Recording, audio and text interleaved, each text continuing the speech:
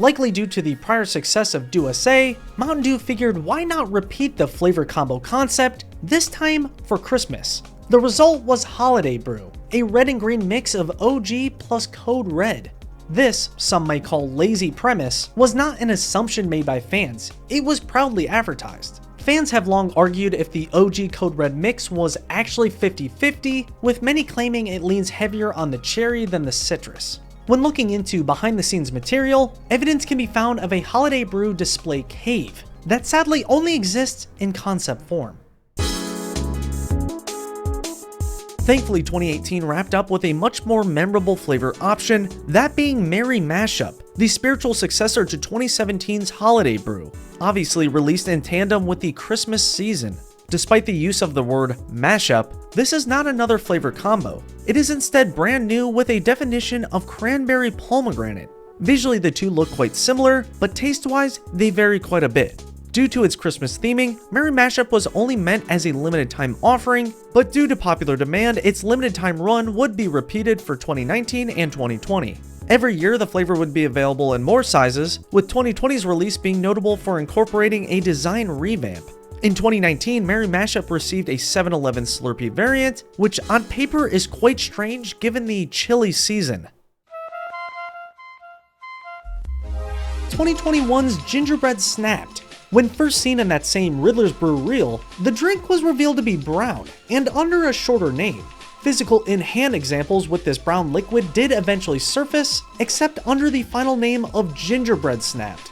When made publicly available in November of 21, the drink was instead changed to a more boring white, seemingly in connection to the snow rather than the cookie's color.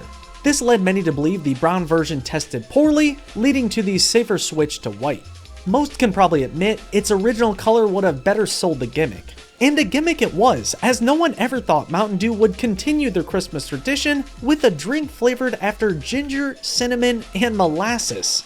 The flavor was advertised as the official drink of the naughty list, in reference to the tattered-looking gingerbread gentleman seen taking place in a snowball fight.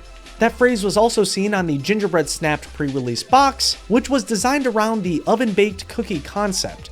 When combined with 2021's other eccentric entries, it was becoming clear no flavor was off limits. Standing alongside Dunicorn, Sasquatch, and Riddler's Brew as the most intriguing unreleased flavors is 2022's leaked Christmas flavor, Cobra Cane. Few flavors have piqued Dew fans' curiosity quite like Cobra Cane, mostly due to the fact it was defined as being a blast of berry and candy cane. In terms of visual proof for Cobra Cane, all we have are 5 very blurry renders with no in-hand evidence ever surfacing. We can tell from the leaked screenshots that it was planned for 2023, limited time only, going to have its own display, and shown to have a literal Cane Cobra mascot. Besides that picture that most know of, the other images only show that same red bottle, alongside the occasional reference to its Christmas release window. The whole thing is considered to be legit based on the fact all other future flavors, who were revealed alongside Cobra Cane, all eventually did receive official releases. Whether the 2022-2023 canceled Christmas flavor was scrapped due to its leaking is unknown. Mountain Dew just likely considered a candy cane flavored beverage too crazy, even for Dew fans. Instead of candy canes, Mountain Dew thought why not base a flavor off another holiday food that has no right being a drink? The result being 2022's Fruitquake. When first introduced, Fruitquake was pitched as being the newer, better version of the maligned seasonal dessert, described as being more spicy, as if it wasn't unappealing enough already. The imagery used on the drink's label showcased a Santa-driven monster truck using wheels made of the titular food. When advertised, we were told to pitch the vastly superior drink eggnog in exchange for this new limited-time Mountain Dew flavor that most agree is an all-time stinker. The brand was likely aware of its acquired taste and only released it because the gimmick was so strong. They knew customers would at least have to try it once. Though it had its fans, to most people Fruitquake was considered as gross, if not grosser, than the food it was based on. The whole idea of Mountain Dew being connected with fruitcake dates all the way back to Merry Mashup, who was included as an ingredient in an officially released recipe from the company.